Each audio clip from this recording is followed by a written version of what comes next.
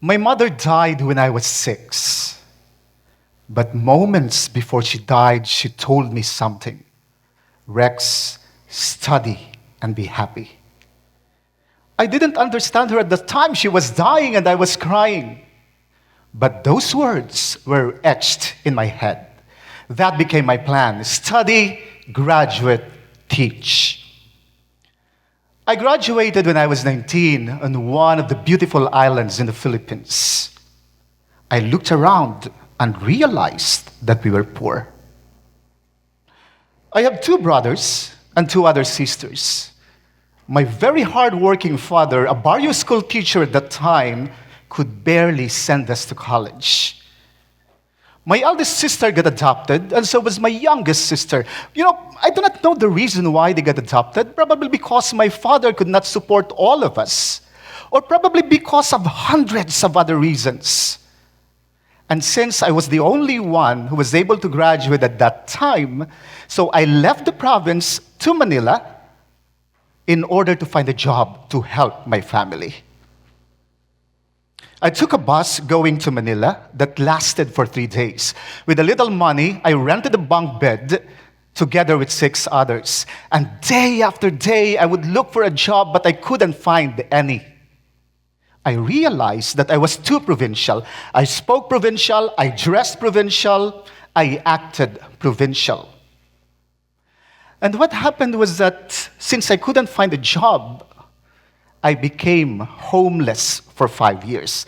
I didn't have money anymore to basically pay for the rent. So I decided to go to Luneta, the National Park of Manila, hoping to sleep there. I saw a group of young men. They approached me, and one of them offered me Pepsi in a plastic. In my mind, finally, friends. I was grateful. I took the Pepsi, I drank it, and then I fell asleep. I woke up the following morning and realized that my things were gone. They had drugged me and took away all of my things.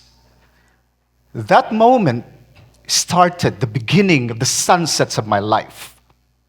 As I said, I became homeless for 5 years. 5 years, the most difficult years of my life. I became a garbage boy, a carrier of vegetables in the market, a barker, a street sweeper, a waiter. I did everything to survive. In fact, there were even certain decisions that I made because I had no choice. I was sleeping in the streets. I was taking baths in public gym. Some friends saw me, but they didn't even hear me or see me. Some even betrayed me and even scammed me. But in those years of brokenness, something in me refused to die. My plan got broken, but I refused to be broken. So I decided to go to the National Library in Manila, and I started reading books about personality development, how to speak well, how to dress well, how to become better. At the end of the 5th year, a friend of mine saw me and helped me find work as a tutor in exchange of a room and meals. Suddenly, I was teaching again, just like my mother's words. That started my first real reset. And from then on, I realized resets hurt, but they rebuild. They break you open, but they build you up.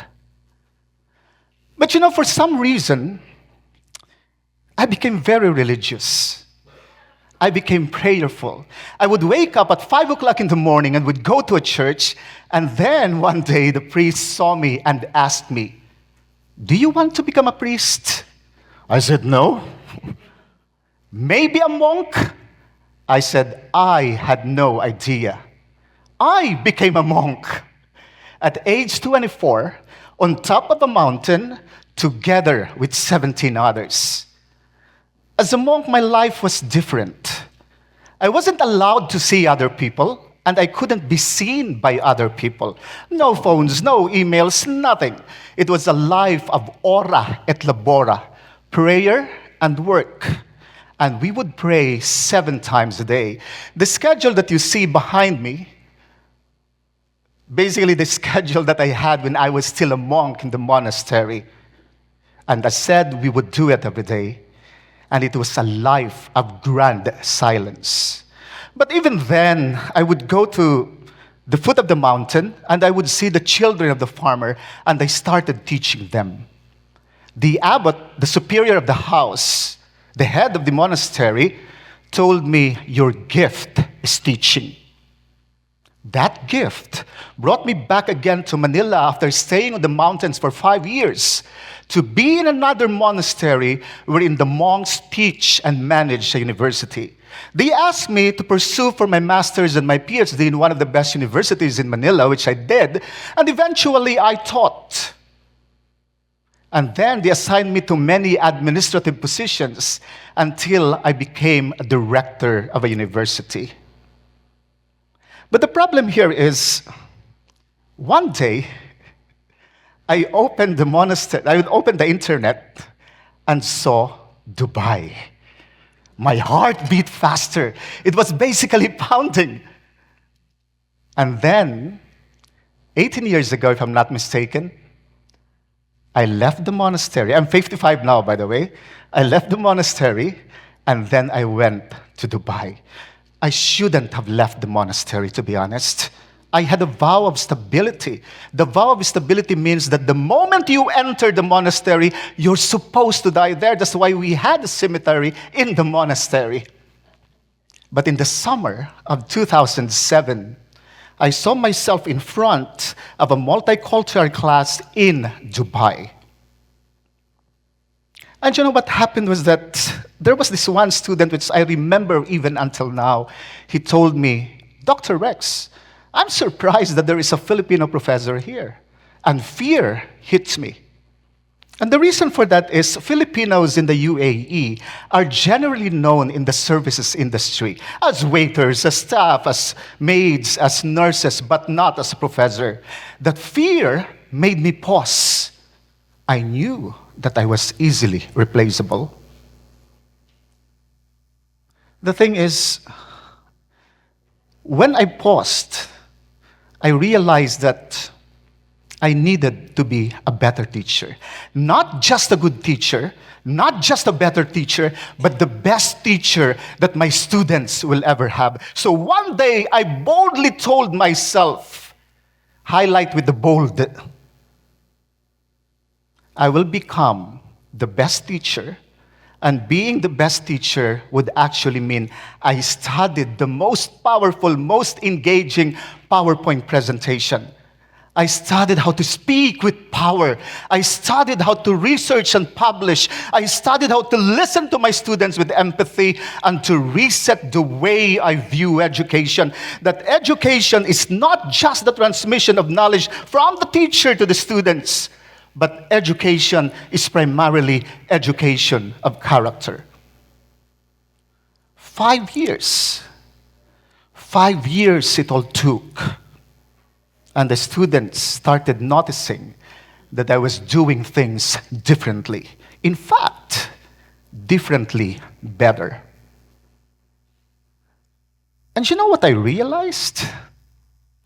The plan gives you direction. But the reset, it gives you transformation. And so if your plans break, do not break with them. Remember the 3 R's. Reset, restart, and most importantly, rise.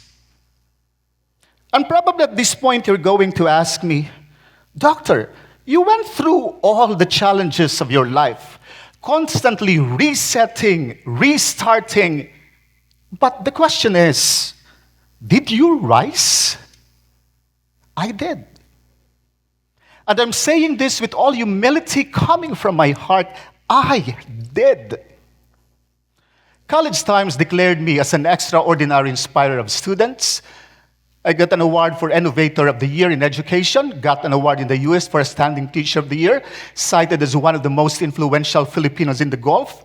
and given an award also as influencer in Dubai, the Philippine Consulate, given an award as Educator of the Year, given another award as Self-Made Man, given an award in leadership, and basically talked to government entities and agencies, both local and abroad, was invited by the United Nations to speak when they had an event in the UAE, and then interviews, and basically speaking more speeches locally and all over the world. From homelessness to here, under the spotlight of TEDxLUBM. You know, if there is nothing else that you remember from me today, remember this. Excellence is not a gift at the end of a carefully planned life, because life is not a straight line.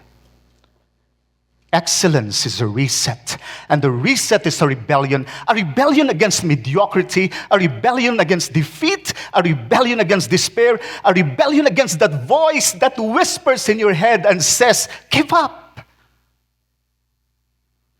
So rebel, reset, restart. Restart when it hurts. Restart when no one believes, especially when no one else believes. And when the door of life swing open unto the unknown, don't just walk through, break through, make a break, a march. Because the world does not need more quitters. This world needs more greatness. Thank you.